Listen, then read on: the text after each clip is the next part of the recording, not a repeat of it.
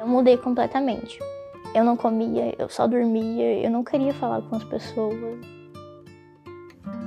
Eu sempre usei o exemplo de uma panela de pressão, que chega um momento que, né, de tanta coisa que se acumula, não aguenta mais. E ali foi um momento de desistir da vida, né? Esse momento foi muito difícil para mim.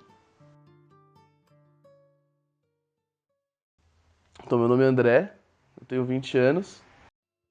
Tudo começou quando eu tinha 11, 12 anos, mais ou menos, e começou com a morte do meu avô. Comecei a sentir que eu tava não querendo mais fazer as coisas, eu tava sentindo desanimado e tudo mais, e eu comecei a procurar sobre na internet. Foi quando eu comecei a conversar com minha mãe sobre. Eu me chamo Kátia, tenho 51 anos, tive o André aos 30. Eu percebi que o André estava, assim, começou a ter mudanças no comportamento dele, quando ele começou a se isolar um pouco mais, a ficar mais no quarto. E aí eu perguntei, André, o que está acontecendo? Ele falou, mãe, eu fui no Google e eu tô achando que eu tô com depressão. Vem um preconceito muito grande atrás dessa doença, que você fala, André, isso aí é frescura, você não tem nada, você tem tudo, vai, você tem seus amigos, você pode brincar. Toda aquela conversa de quem é ignorante sobre o assunto, né? Desconhece isso. O início de uma questão psicológica, se a gente está pensando numa infância, eu acho que a criança ela dá muitos indícios através de diferentes formas, tanto através do corpo, né, um corpo que adoece, que tem problemas de saúde recorrentes, quanto através de comportamentos difíceis, comportamentos estranhos, às vezes medos, dificuldade de ficar sozinho. Eu me chamo Pietra Carolina de Moraes Leite, eu tenho 20 anos e eu já tive transtorno de bulimia, transtorno de ansiedade e depressão. Eu fazia dietas por conta própria, eu ficava sem comer, eu só me alimentava de pão, tipo, eu queria evitar o máximo possível eu comer para eu não ganhar peso. Começou quando eu me mudei, primeiramente, quando eu fui para Minas, e começou muita zoação na escola, do tipo, ai, você é muito gordinha, ai, você precisa aprender a arrumar o seu cabelo é feio, você não se encaixa aqui, você tem que voltar para onde você veio. E foram coisinhas assim que às vezes, tipo, que as pessoas achavam que eram pequenos, mas que realmente tinham uma extrema importância para uma criança. Acho que a grande parte eu sofria mais, guardava toda pra mim. Então não havia muito isso de como se eu saísse, deixasse isso muito claro. Toda a minha fase escolar e tudo mais, eu sou bem grato, porque foi todo mundo muito compreensivo, sabe? Foi muito bom, foi gostoso. Apesar de que eu não deixava muito claro e tudo mais, porque era uma coisa minha, eu não conversava muito sobre na época, sempre houve muito apoio. Qualquer transtorno psicológico afeta o convívio social, porque os sintomas, eles também estão formados dentro de uma lógica dessa relação com o outro, né? Então, às vezes é justamente uma ferramenta que sustenta essa possibilidade de relação, que é uma ferramenta capenga, né? Que falha, que não funciona bem. Mas nós somos seres ligados ao outro, a gente existe a partir do outro, né? O olhar do outro tem uma validade muito importante para nós. Então eu acho que a saúde mental não dá para ser separada do outro, né? Da convivência com o outro, principalmente as pessoas que estão próximas. Foi na minha mãe que me apoiei inicialmente. Eu me apoiei muito nela, ela acho que foi meu escudo, não teve nem como. Me apoiou diversas vezes na escola, porque na época da escola eu faltei muito tempo.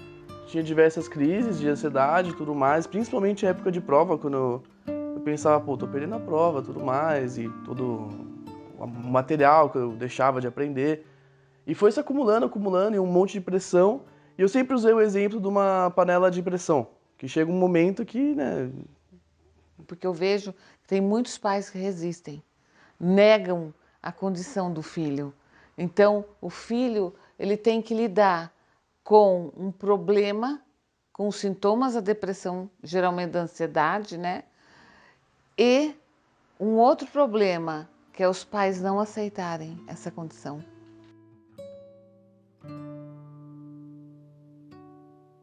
Eu fui muito julgada, porque eu acompanhei meu filho o tempo todo, eu fico emocionada de falar, e eles diziam que eu estava passando a mão na cabeça do meu filho, que ele estava querendo chamar atenção. E eu sabia que não era isso.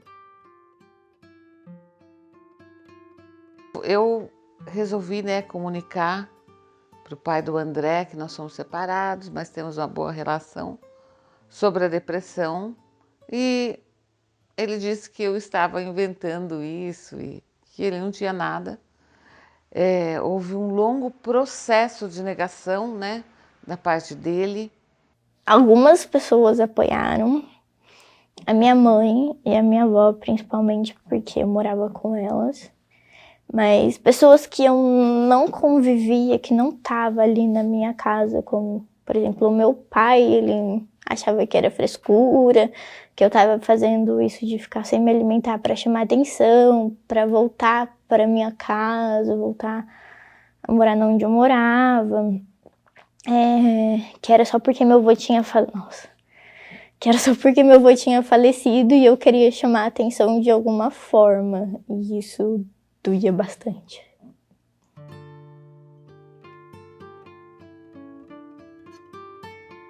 Eu comecei a perceber assim mais quando eu comecei a forçar muito para eu vomitar, tipo, colocando o dedo na garganta.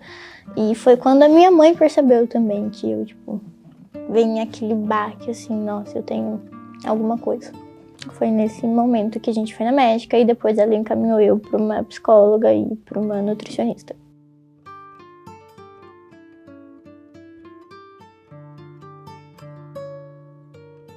Ele não relutou contra o tratamento. Como eu disse anteriormente, né, o que tem que ser feito, tem que ser feito. É o que tem para hoje. Vamos fazer o tratamento, você vai ter uma vida melhor.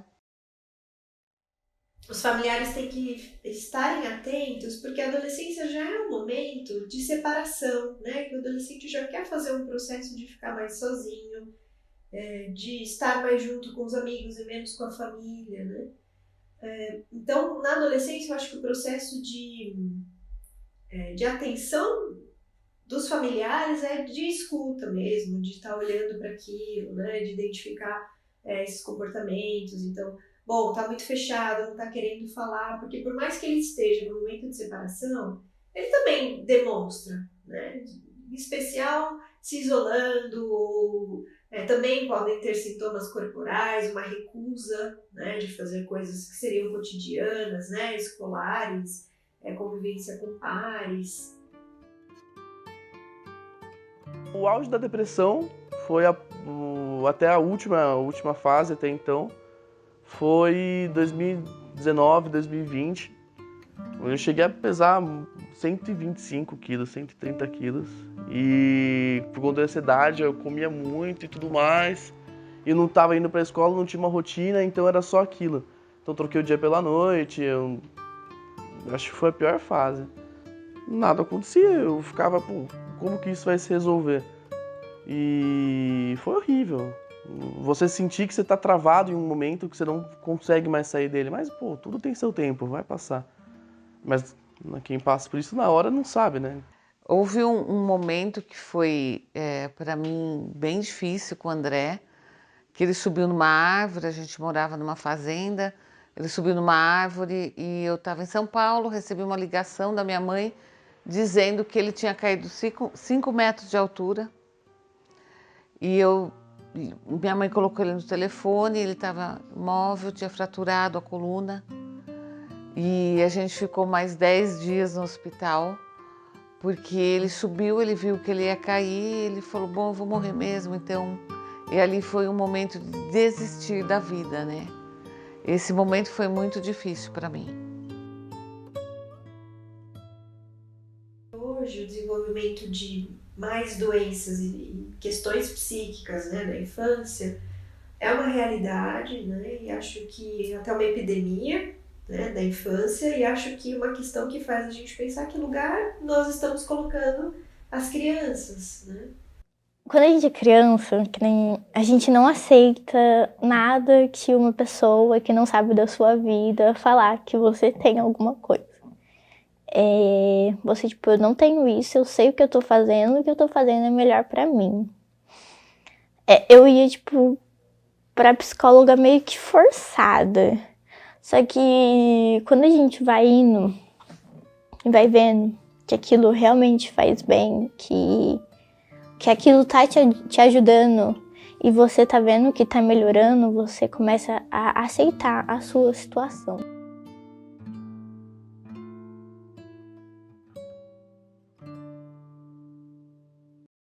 E o sujeito, ele, quando está deprimido, ele não tem desejo de fazer muita coisa, né? Então ele não tem vontade de conviver, vontade de fazer as atividades cotidianas, né?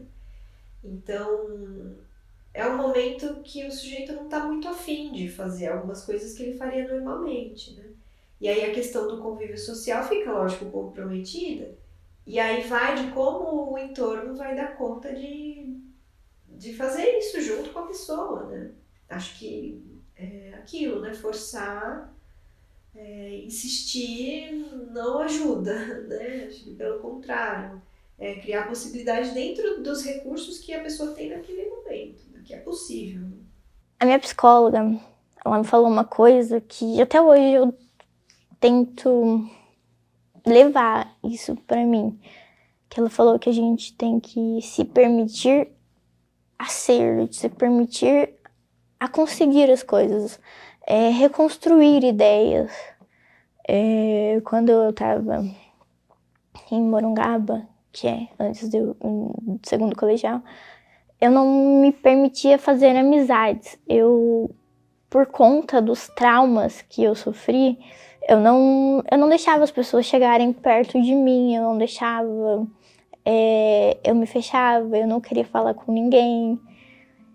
E ela falar, você precisa aceitar isso, você precisa se permitir fazer as coisas, foi o que marcou pra mim. Tipo, eu não preciso ficar me cobrando tanto, eu posso mudar de opinião, eu posso tentar coisas novas.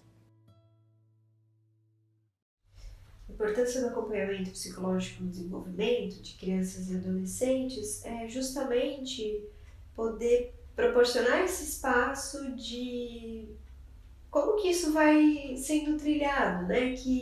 Como que a criança vai construindo a existência dela no mundo, né? A partir desse olhar que é do outro, a partir desses discursos que vêm do outro, como que ela vai se haver com isso? Como que ela vai se haver com o desejo dela? Né? Então, acho que o percurso de análise é poder ajudar o sujeito a se encontrar com o próprio desejo. Eu percebi que o André estava progredindo quando ele resolveu ir para academia 1 ano atrás. Agora ele está com 20 anos, falei, agora ele foi. Parece que eu renasci, não sei nem explicar, e é um negócio que aconteceu muito recentemente, há menos de 1 ano, eu melhorei muito.